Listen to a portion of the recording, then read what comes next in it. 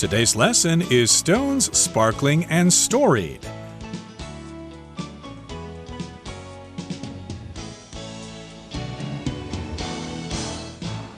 Hi, everybody. My name is Roger. And I'm Mike. And today we're going to continue talking about gemstones. I believe the most common gemstone or the most popular gemstone in the world is the diamond. But we've talked about diamonds so many times and they're so common. So we're actually going to talk about more exciting gemstones that actually have some color to them. And you might consider them as an alternative to give your girlfriend as an engagement ring. You don't always have to give them a diamond. I have a friend whose husband gave her an emerald as an engagement ring. Yeah, absolutely. You're right. Diamonds do get a lot of attention, but for my money, and I think, Roger, you might agree, some of these colored stones are much more attractive, and really when you look into the chemistry and the geology of how some of these colored stones are made, they're actually kind of more rare. The sort of situation under the Earth's surface has to be even more unusual and unique to create some of the colored stones than some of the white diamonds. So they are actually quite impressive stones and still, of course, very valuable. We would call all of these stones precious stones and not semi-precious stones like some of the less valuable ones like opals or moonstones or things like that. So let's check out the next one. So far, we've learned all about rubies and emeralds in day one. Today, we're going to be looking at a couple different ones. Let's start off with the amethyst. Amethysts. The story of this purple gem is written in its very name. The word amethyst comes from the ancient Greek amethystos, meaning sober or not drunk. Because of the stone's color, which appears like that of wine mixed with water, so that it is diluted and therefore less intoxicating, the ancient Greeks believed it had the magical property of preventing drunkenness. As a result, cups were often adorned with amethysts to protect the drinkers from the alcoholic effects.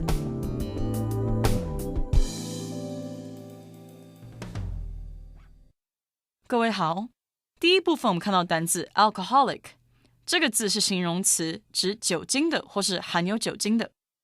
举例来说 ，Both beer and wine are alcoholic drinks。啤酒和红酒都是含有酒精的饮料。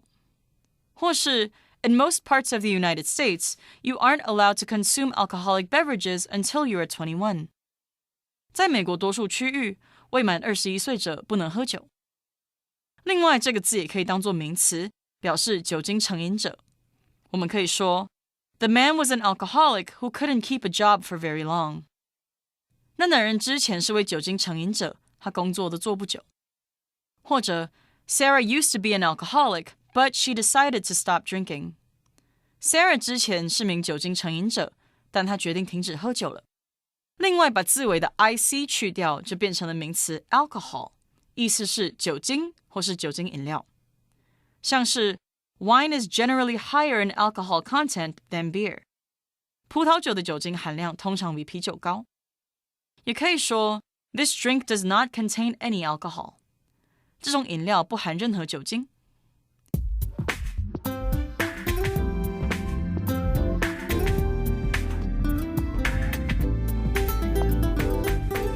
All right, we're going to talk about amethysts now. Those are the purple ones, and they're kind of cool. I've seen them here in Taiwan, mostly in the form of a large rock that someone might have in their office that has been cut open to reveal all these purple crystals inside that rock. Have you seen anything like that, Mike? Oh, absolutely, yeah. And they have this beautiful purple color. It's kind of a light purple color, but definitely a very unique kind of color. So an amethyst is an easy one to identify because there are very few stones out there with its kind of color. So let's get into it. It says the story of this purple gem is written in its very name. Wow, interesting. So just by analyzing the name, the history of the name, what language, for example, it comes from, we can learn about the story. The story is written in its very name, into its actual name. So this is kind of showing us that the history of this stone is quite well recorded. In fact, even the name tells us a little bit about it. So let's find out. It says the word amethyst comes from the ancient Greek amethystos, meaning sober or not drunk. Very interesting. Okay. So if you get pulled over by the police in ancient Greece and they think you had too much wine on your way home in your chariot, you can say, "No, officer, I am very amethystos. I am very not drunk," meaning sober, of course. If you haven't had any alcohol that night or at all, or any time, you can say you're sober, you're not drunk, or in ancient Greek, amethystos. Now, why is that connected to the amethyst gem? Let's read on to find out. Okay, so the next sentence here says, because of the stone's color, which appears like that of wine mixed with water, so that it is diluted and therefore less intoxicating, the ancient Greeks believed it had the magical property of preventing drunkenness. Now, remember, wine is an alcoholic beverage made from grapes. We've got brandy, of course, that's also made from grapes, but the stuff that comes from France and South Africa and Chile and California, that is wine, okay? So if you had some wine and maybe it was too strong for you, you could mix it with water. So, of course, that's what you did to dilute the wine to make it less strong, to make it less red or something like that. So here, of course, we've got the verb to dilute. We've got a couple of different ways to pronounce that word. You can say dilute or dilute. Both pronunciations are okay, which means to decrease the intensity of something.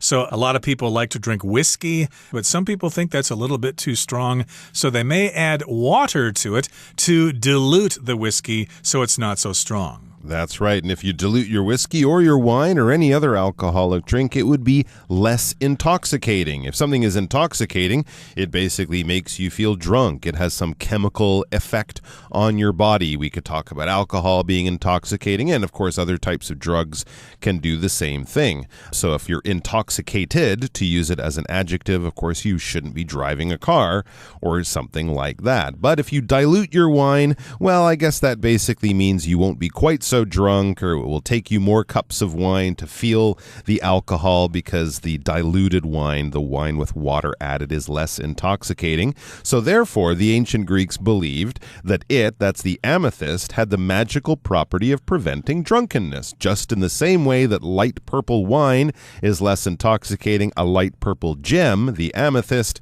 will stop you from feeling drunk, just like the wine. I'm not sure about the scientific reasoning behind this conclusion that they came to, but I like it. I think it's very interesting. So as a result, it says cups were often adorned with amethysts to protect the drinkers from the alcoholic effects, to protect the drinkers from drunkenness or the state or feeling of being drunk. So if we're going out for a big night out with your friends, a birthday party, maybe your favorite chariot team had won the races that day or something like that, you would have a cup, and on the cup would actually be these stones. These amethysts would be sort of used as decoration around the rim of the cup or something. And the belief was, apart from just giving you a nice looking drinking glass, these amethysts would protect the drinkers from the alcoholic effects. If you're a drinker, you could be a person drinking a glass of water or a cup of coffee, but generally we use the term drinkers to talk about people who are enjoying alcoholic drinks. Like a lot of drinkers were standing outside the pub, creating noise in the neighborhood. People drinking their wine, their beer, whatever, things like that. So if you're a drinker in ancient Greece, make sure you have your amethyst cup, and then by the time you get home, you can tell your angry wife, "Don't worry, honey, I'm very amethystos." That brings us to the end of our discussion about amethysts. Now let's talk about the blue gemstone, the sapphires. Sapphires. The deep blue of sapphires has long been linked with clarity and wisdom. The ancient Greeks wore them while consulting oracles, while for ancient Buddhists, they were a symbol of enlightenment. More recently, sapphires have gained associations with royal love. In 1981, Britain's Prince Charles gave a sapphire engagement ring to his future wife, Lady Diana. The ring was inherited by Prince William, who later gave it to his own wife, Kate Middleton.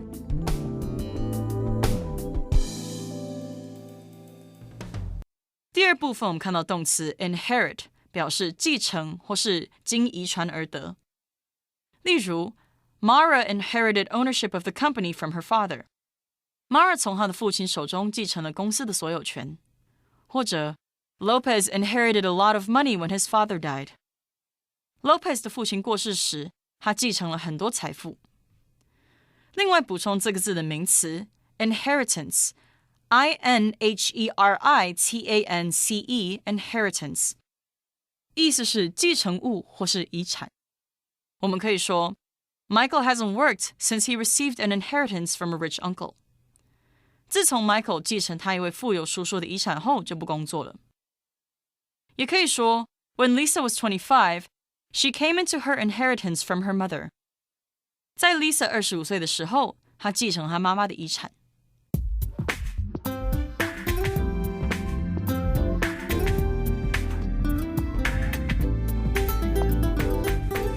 Okay, so as promised, now we're going to talk about the gemstone that is blue in color, mostly. Of course, we should say that a lot of these gemstones do have different colors, but mostly rubies are red and emeralds are green, amethysts are purple, and sapphires are blue. And the deep blue of sapphires has long been linked with clarity and wisdom. So if you have clarity, that means you're able to think about things clearly without a lot of distractions. Of course, if you drink a lot of whiskey or drink a lot of wine, you're not going to have a lot of clarity. You're going to be babbling like an idiot, and you don't want to do that, so please limit the amount of alcohol you consume. But sapphires, of course, kind of stand for clarity and also wisdom. Not just being smart, but being able to know what is right and what is wrong. You have great wisdom. Interesting. So if you're giving advice or preparing for a big exam, maybe putting a sapphire on somewhere would be a good idea. And again, this is a tradition. This is an idea that goes back a long time in history. Let's look. It says the ancient Greeks wore them while consulting oracles, while for ancient Buddhists, they were a symbol of enlightenment. Wow, okay, so this is also a belief that was kind of notable for being believed in really different parts of the world. So we have the ancient Greeks here, who obviously had a fascination with these stones, as we learned from amethysts. But with the sapphires, the ancient Greeks, they would wear them while consulting oracles. This is a way for Greeks to get some sort of spiritual advice, a bit like people would, write into a website to get advice or ask their friends for advice in a difficult situation. The Greeks would consult oracles. When you're consulting someone, you're basically asking them for advice. If you're going to be buying a new house or a new car, you might consult with a friend who knew something about houses and cars. You would consult with a doctor if you're feeling an unusual pain or some difficulty with your health or something like that. The ancient Greeks, well, they didn't have real estate agents, car mechanics, or professional doctors, but they did have oracles. Now, these were sort of like fortune tellers, sort of like wise people, sort of like priests, and they would kind of sit there and give you these very vague answers to your difficult questions, the types of answers that you might read in a newspaper column today that says something like, you will have good luck with money. Now, that could mean you'll find 10 NT dollars on the street when you're walking home, or it could mean you're going to win millions in the lottery. But these oracles were very good at sort of answering these important questions with very unclear answers. And the most famous one, of course, in ancient Greece would be located in Delphi, where people would go and they would ask these questions. And if you wore your sapphire, you would think that the answer that the oracle gave would be clearer and not quite so vague as it normally was. And then the ancient Buddhists, so this would be over here in Asia, amethyst was a symbol of enlightenment, a symbol of sort of, being very wise and very spiritual and sort of having read all the teachings of Buddha very well, and you're living a very peaceful, harmonious life with the universe. Part of that would be your study and your dedication. Part of it could also be that beautiful sapphire you're wearing. Now, more recently, sapphires have gained associations with royal love. Royal means having to do with kings and queens, princes and princesses. So, of course, we've heard some news regarding sapphires. For example, in 1981, Britain's Prince Charles gave a sapphire engagement ring to his future wife, Lady Diana, who, of course, is dead now. She died in a traffic accident in Paris many years ago. But when Diana and Charles were in love, he was so in love with her that he decided to skip the common everyday diamond, and he went straight for a sapphire and gave it to her as an engagement ring. So when you get engaged, when you promise each other that you're going to get married, then it's customary for the bride and the groom, or the future bride and the future groom, to exchange engagement rings. Usually the man gives the woman a very expensive ring that has a precious stone, usually a diamond, but again, you could use a sapphire as Prince Charles did in this case. Absolutely. Now, of course, this is something that will also become a family tradition, quite possibly. So it seems that in the royal family in Britain, this was the case. The ring, we read, was inherited by Prince William, who later gave it to his own wife, Kate Middleton. So this is what families will often do. If there's something valuable or important to the family history, to the family story, it's something that will be passed down from generation to generation. You might inherit your father's watch, or a young lady might inherit her mother's wedding ring or something like that.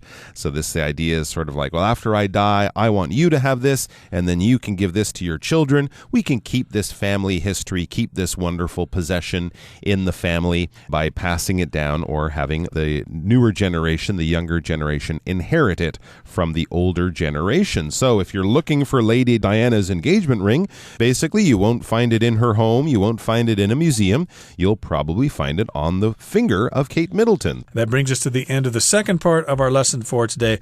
Let's move on to the third part, and we'll listen to it first. Objectively, these gemstones may indeed be little more than colorful crystallized minerals. However, the import we give them makes them much more than that. Indeed, as these examples show, they are solid representations of our values and desires, with stories and histories that stretch back thousands of years. Perhaps, in the end, it is this that makes them so precious.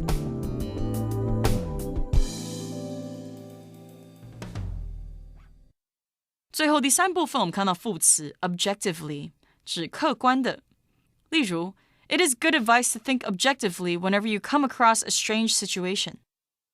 不论你经历了什么奇怪的情况，客观思考都是个好建议。或是 As a scientist, you have to see everything objectively. 身为一位科学家，看待任何事物都必须保持客观。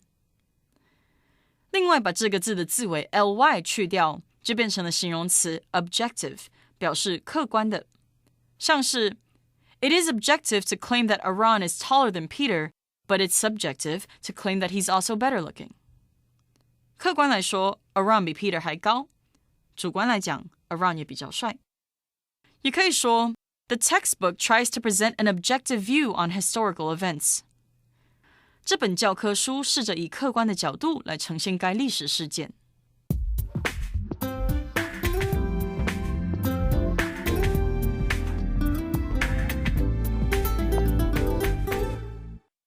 All right, here's the final part of our lesson. It says, objectively, these gemstones may indeed be little more than colorful crystallized minerals. However, the import we give them makes them much more than that. So if you look at them objectively, if you just look at them scientifically, and you're not subjective and talking about kings and queens and ancient pharaohs in Egypt and things like that, if you just look at them as rocks, well, they're little more than crystallized minerals. Indeed, they're just a combination of various minerals. But we've got this import, the import that we give them, or the importance that we give them, that makes them much more than just simple rocks dug out of the ground. Absolutely, as it says. However, the import we give them makes them more than that. Indeed, as these examples show, they are solid representations of our values and desires, with stories and histories that stretch back thousands of years. Yeah, absolutely. You could look at them, as Roger explained, just as interesting colored rocks from the earth, but these examples through history show, these examples with showing us the human fascination with these amazing gems, they clearly show that these stones are actually solid representations of our values and desires. We don't just buy these things to wear them because they look nice. We give them to each other on very important occasions. When people are born, when people get married, when people die, they pass them on. When people become the king or queen of a certain country, they are given them. And when they go off to battle, they might use them, or when they want to appear not so drunk. But apart from that one, they are solid representations representations of values and desires. What is a representation? It's basically using something as a symbol. We're sort of showing the importance of something or showing the value or just showing something in a slightly different form. You could say, like flags are often representations of a country. If you can't show the whole country, you can show a flag and people know what that is. Or a wedding ring is a representation of a person being married, right? You don't have to walk around with a label on your shirt saying, I am married. You can just notice, that person's wearing a ring on a certain finger, on a certain hand, and that shows that they are married. So we use representations to stand in for something else, probably in a simple, clear way to communicate a bigger, more complicated idea. So our values, our desires are represented by these stones. And of course, the stories and histories that stretch back thousands of years,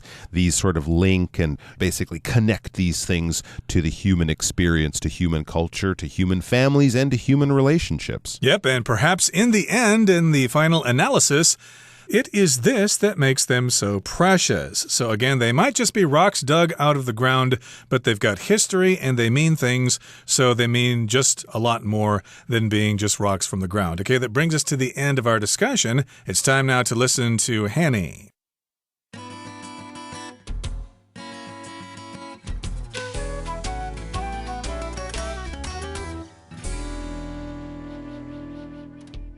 各位同学大家好，我是 Hanny。 我们来看今天的文法重点。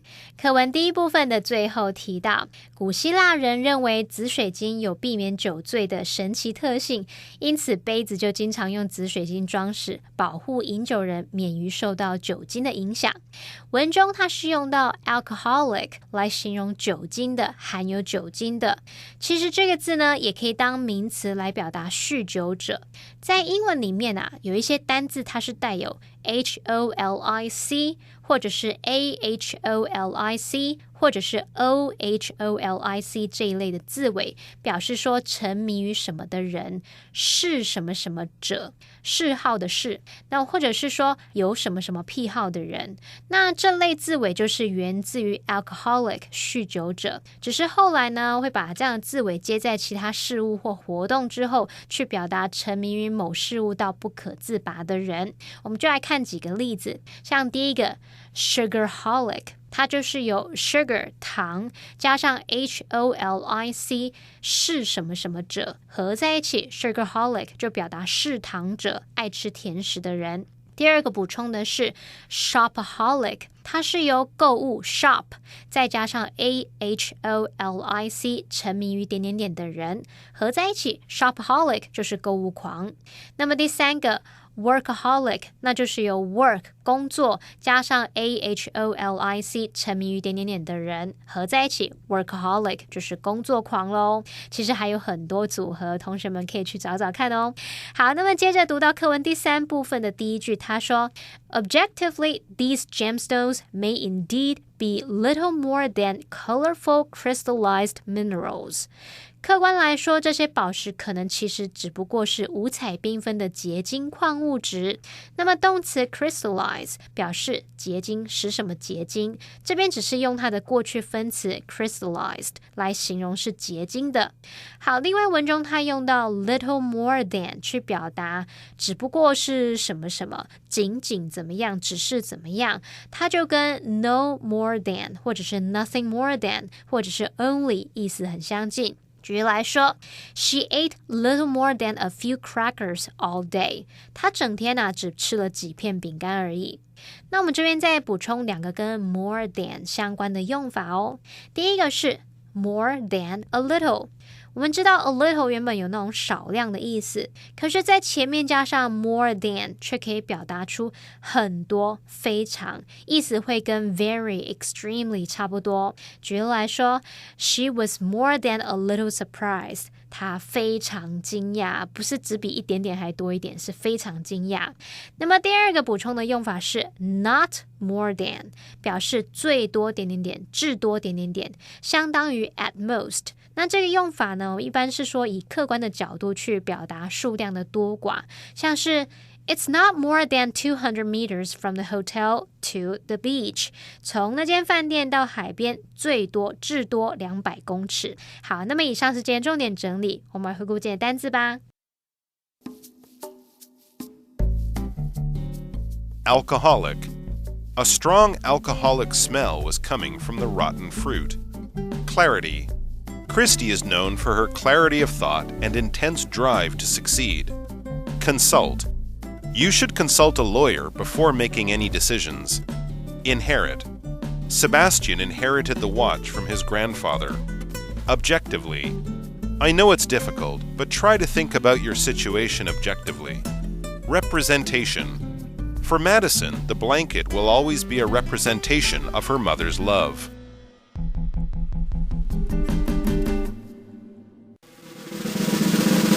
Discussion starter starts now! Here's our discussion starter for today. The question is, which of the gemstones mentioned in the article do you value the most?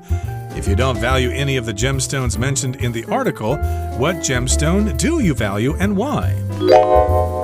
I don't know if I would say I value it the most, but I've always assumed that sapphires are one of the more special stones. So actually, I'd say the gemstone I value the most is the sapphire, as it represents something truly amazing in nature, a stone that color that comes from the middle of the earth and is formed over millions of years. It's quite a journey that it takes before it even reaches the jewelry store. So I think sapphires are absolutely incredible. Well, of the gemstones mentioned, I like the amethyst, but actually the gemstone I value the most is the opal. We did not mention that in our discussion, but opals are pretty cool because they kind of sparkle and they've got really cool color patterns.